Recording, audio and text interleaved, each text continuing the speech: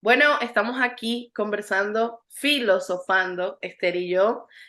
Queremos contarles que esto que estamos entregando aquí realmente es como traer nuestras conversaciones de WhatsApp aquí. Así es.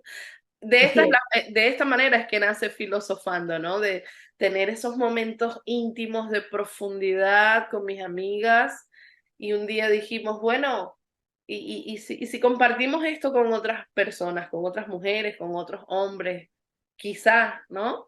Y, y eso es lo que nos ha traído hasta aquí. En la primera entrega con Esther estuvimos conversando sobre la importancia de parar y sobre todo empezar o usar el ejercicio de parar para revisar en qué punto estamos con respecto a la forma como nos relacionamos, no solo con los demás, sino con nosotras mismas.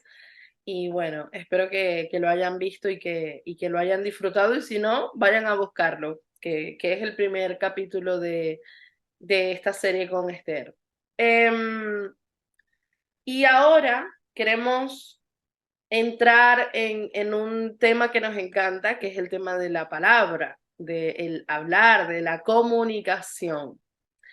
Hace unos años, cuando trabajaba como gerente en una cadena de comida rápida muy movida en Venezuela, tuve la fortuna de estar encargada de la parte del entrenamiento del personal, ¿no? Y es una área que me encanta. Eso es lo que me encanta, educar, acompañar, entrenar. Y mi tío, que era un gran maestro muy sabio, me recomendó que leyera los libros de Stephen Covey. Y ahí llegó a mí Los 7 hábitos de la gente altamente efectiva.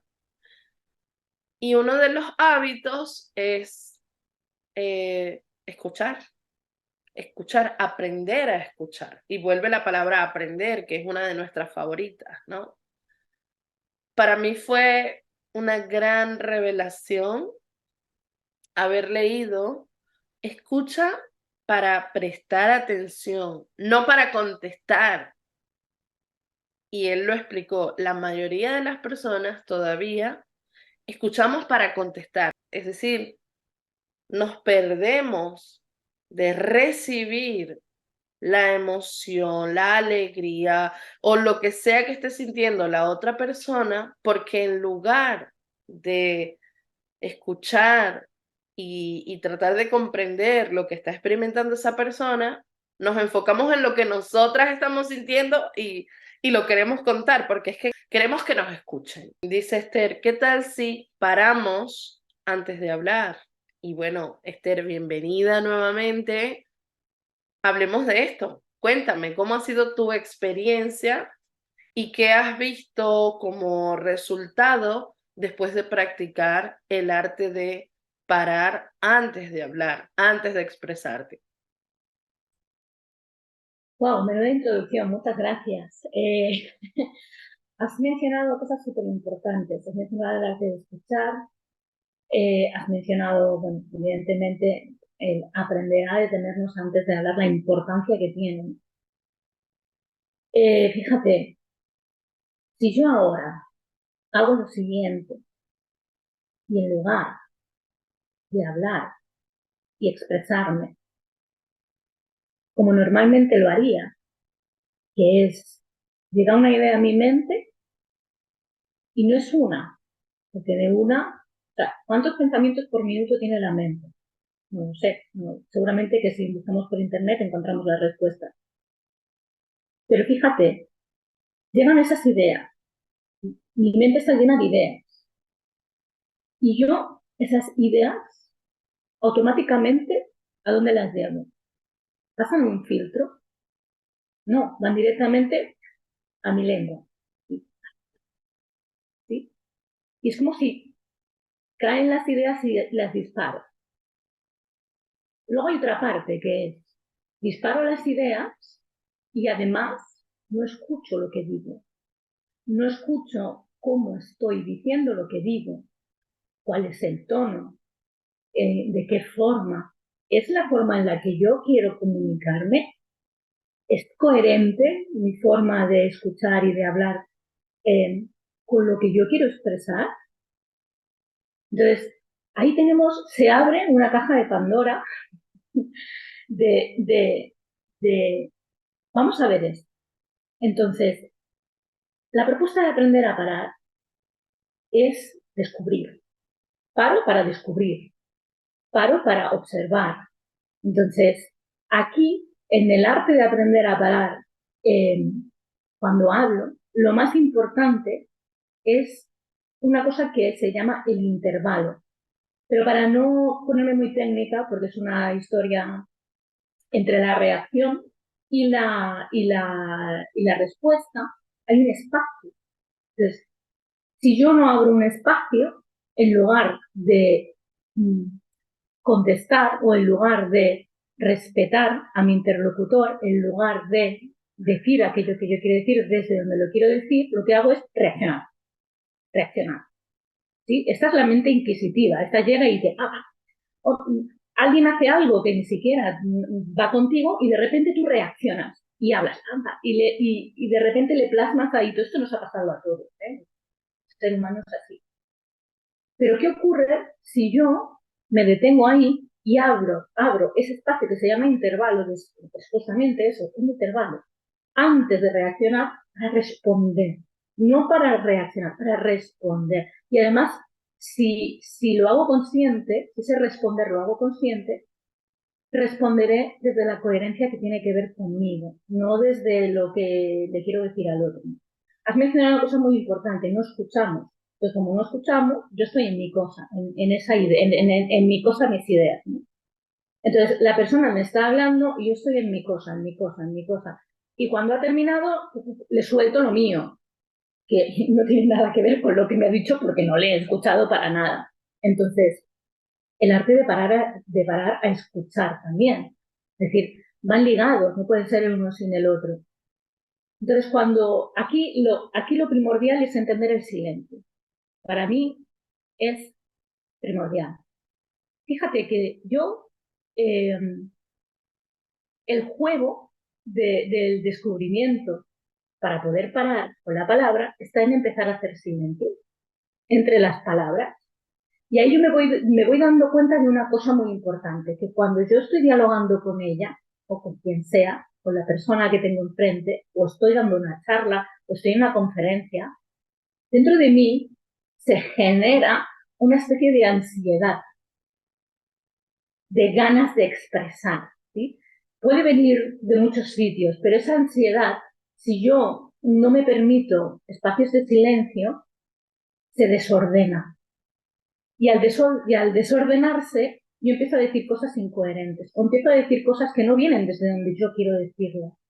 Entonces, no es posible un diálogo, es posible un monólogo, es posible un enfrentamiento con el otro y esto nos lleva a situaciones que no deseamos.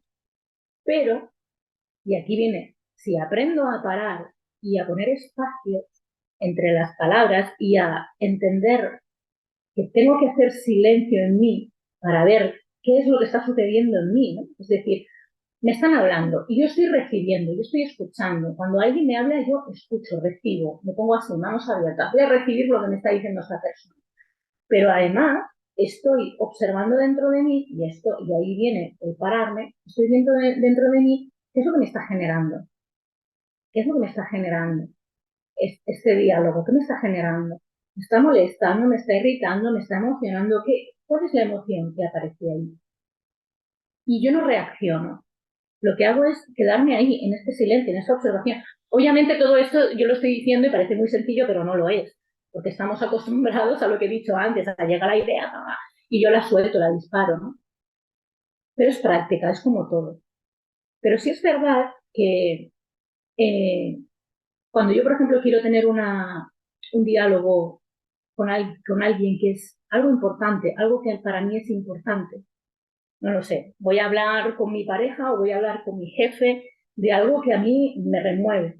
A mí es indispensable algún espacio de silencio en el que yo pueda observar qué se está moviendo dentro de mí. porque si no lo hago, va a llegar la cascada de ideas y voy a empezar a disparar. Y eso va a ser incoherente.